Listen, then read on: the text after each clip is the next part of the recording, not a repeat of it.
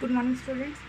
हम लोग चैप्टर 5 कर रहे थे कॉन्टीन्यूटी एंड डिफरेंशिएबिलिटी, सातत्य व अवकलनीयता, जिसके हम 25 क्वेश्चन तक डिस्कस कर चुके हैं। आई थिंक 26 क्वेश्चन से लेके 29 तक जो क्वेश्चंस हैं ये बहुत इंपॉर्टेंट है। इसमें से आपके लास्ट 10 ईयर्स में हर बार एक क्वेश्चन ज़रूर आया हुआ है, तो इनको ध्यान से देखना कि ये किस तरीके से हल होने हैं। ये क्वेश्चंस बहुत ही सिंपल हैं। इन क्वेश्चंस में जनरली आपको क्या दिया होगा, आपको एक फलन दिया है और उस पर जिस तरीके से फलन डिफाइन है वो आपको दिया है, ठीक है, और उसने उसको बोला है कि उस पर जो है वो किसी एक पर्टिकुलर बिंदु पे संतत है। तो आप क्या करेंगे, वहाँ संतत की डेफिनेशन लगाएंगे और लिमिट को जो है फंक्शन के इक्वल रख देंगे। तो वहाँ से हमारा जो है फंक्शन का जो कांस्टेंट टर्म मिली होगी हमें के, उसका मान निकल जाएगा। देखिए करते हैं, उससे अच्छे से अंडरस्टूड होगा। 26 क्वेश्चन जो है वो क्या है, देखिए f(x) हमें फंक्शन जो दिया हुआ है वो हमें दिया है k cos x upon pi minus 2x। क्या है, यदि हमारा x not equal to pi by 2 है। क्लियर, ये हमें तब दिया है। और उसके अलावा ये फंक्शन का मान हमें 3 दिया है यदि x जो है वो हमारा क्या चल रहा है, पाई बाई 2। क्लियर, उसके बाद उसने ये भी बोला है कि x is equal to pi by 2 पर जो है फलन जो है संतत है।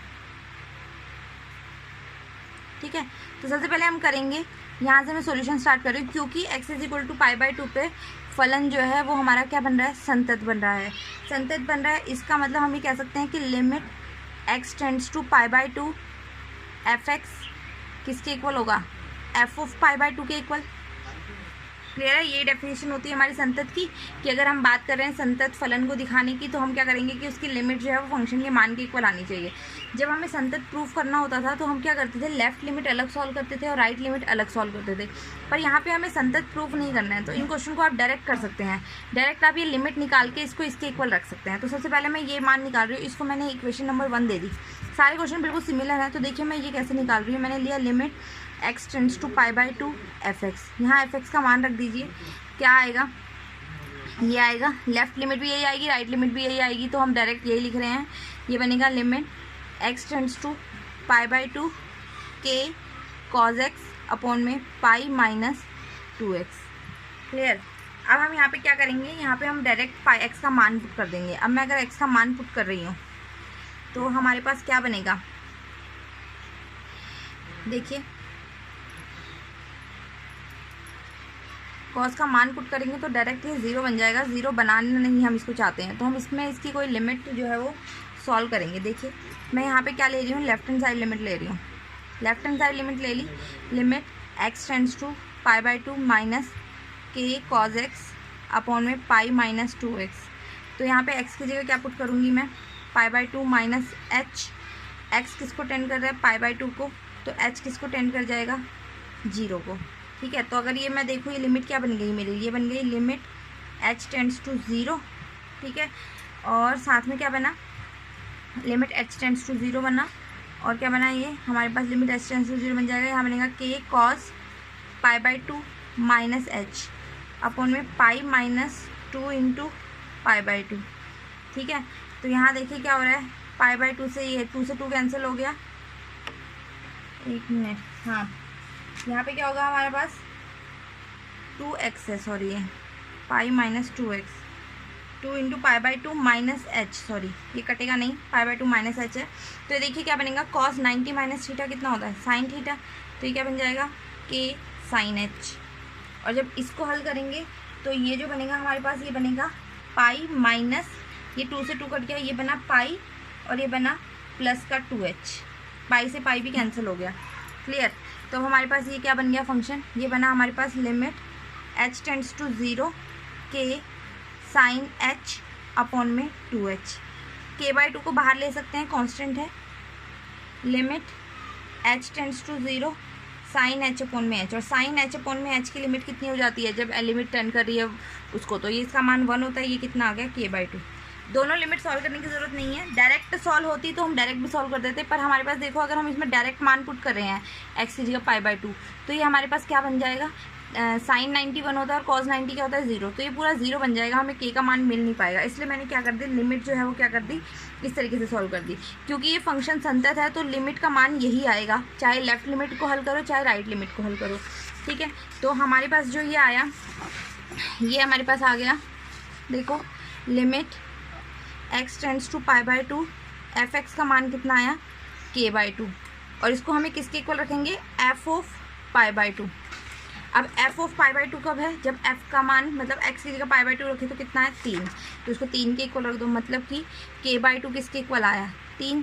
इसको अगर हम क्रॉस मल्टीप्लाई करें तो यहाँ से k का मान कितना आ गया हमारा 6। तो इस तरीके से ये क्वेश्चन जो है वो आपका हल हो जाएगा। इसी तरीके से बाकी के क्वेश्चंस भी हैं जो हल होने हैं, जैसे कि 27वां क्वेश्चन देखो। 27वें क्वेश्चन में हमें दिया हुआ है fx is equal to kx², यदि जो है हमारा x less than equal to 2 चल रहा है, और हमें दिया हुआ है 3 यदि x जो हमारा ग्रेटर देन 2 है, और ये x इज इक्वल टू 2 पे जो है संतत है। देखो फिर वही लिखेंगे, बिकॉज या क्योंकि x इज इक्वल टू 2 पर फलन f जो है वो क्या बन रहा है हमारा संतत है, ठीक है। तो इसका मतलब क्या होगा, लिमिट एग्जिस्ट कर रही होगी। अब यहाँ पे देखो नॉट इक्वल टू 0 नहीं है, यहाँ पे लेफ्ट लिमिट का फंक्शन अलग दे रखा है, राइट लिमिट का फंक्शन अलग दे रखा है। तो आप डायरेक्टली यहाँ फॉर्मूला लगा दो कि लेफ्ट हैंड साइड लिमिट को किसके इक्वल रख दो, राइट हैंड साइड लिमिट के, ठीक है। अब लेफ्ट हैंड साइड लिमिट जब मैं बात कर रही हूँ तो फंक्शन क्या चल रहा है kx², और जब मैं राइट हैंड साइड लिमिट की बात कर रही हूँ तो कितना चल रहा है 3, ठीक है। तो अगर यहाँ पे डायरेक्ट h का मान करने की ज़रूरत ही नहीं है, यहाँ पे x की जगह डायरेक्ट 2 पुट कर दो तो ये बन जाएगा 4k, और ये कितना है 3। तो यहाँ से अगर मैं k का मान निकालूँ तो वो कितना आ जाएगा आपका 3/4। इसी तरीके से 28 क्वेश्चन है, उसमें भी आप डायरेक्ट लेफ्ट लिमिट को राइट लिमिट के इक्वल रख देना, और 29 क्वेश्चन में भी सेम लेफ्ट लिमिट को हम किसके इक्वल रखेंगे, राइट लिमिट के इक्वल रखेंगे, ठीक है। और जो बचा आपका एक 30th क्वेश्चन बच रहा है, इसके बाद वो देख लेते हैं कि 30th क्वेश्चन कैसे करना है। क्वेश्चन नंबर 30 देखो। क्वेश्चन नंबर 30 में हमको दिया है फंक्शन क्या दिया है, सबसे पहले 30th क्वेश्चन हमें दिया है fx is equal to 5 ax plus b 21। अभी डिफाइन किस तरीके से है, x less than equal to 2 less than x less than 10, और क्या है हमारा x greater than equal to 10। इस तरीके से ये फंक्शन डिफाइन है, ठीक है।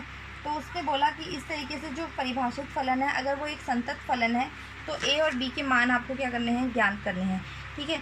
अगर ये फंक्शन फलन है तो ये मतलब किस किस पे, मतलब 2 पे भी संतत होगा और 10 पे भी संतत होगा, ठीक है। तो सबसे पहले मैं x इज इक्वल टू 2 पर ले रही हूँ। जब मैं x इज इक्वल टू 2 पर ले रही हूँ, क्योंकि हमें दिया है कि x इज इक्वल टू 2 पर भी f जो है वो क्या है, संतत है, तो इसकी लेफ्ट लिमिट और इसकी राइट लिमिट क्या बराबर आनी चाहिए। तो हम लिख सकते हैं left hand side limit is equal to right hand side limit, है ना। और लेफ्ट लिमिट में क्या चलेगा 5, और राइट लिमिट में क्या चलेगा 2। तो मैं वही कर रही हूँ, देखो limit x tends to 2 negative 5 is equal to limit x tends to 2 positive ax plus b। तो मैं यहाँ मान रख रही हूँ डायरेक्ट, ये बना 5 और ये बना 2a प्लस b। तो ये आपके पास पहली इक्वेशन आ गई, इसका हम इस्तेमाल करेंगे, ठीक है, x इज इक्वल टू 2 पे संतत लेने पे।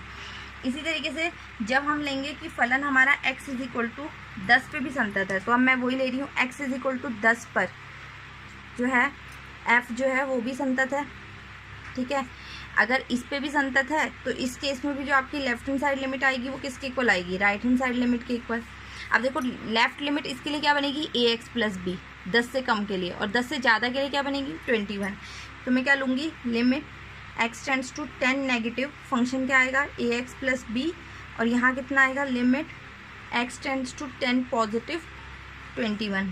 तो ये बना, यहाँ पे 10 पुट कर दो, 10 a plus b is equal to 21। तो अब आपके पास देखो 2 समीकरण आ गए हैं ये, ठीक है। 10th क्लास में आप इनको हल करना जानते होगे मेरे ख्याल से।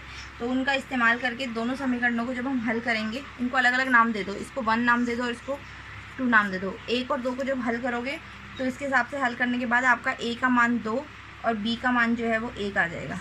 फिलहाल के लिए इस एक्सरसाइज के आपको इतने ही क्वेश्चन करने हैं। रिमेनिंग जो क्वेश्चन अगर रहते हैं वो मैं जो है आपको बाद में करवाऊँगी।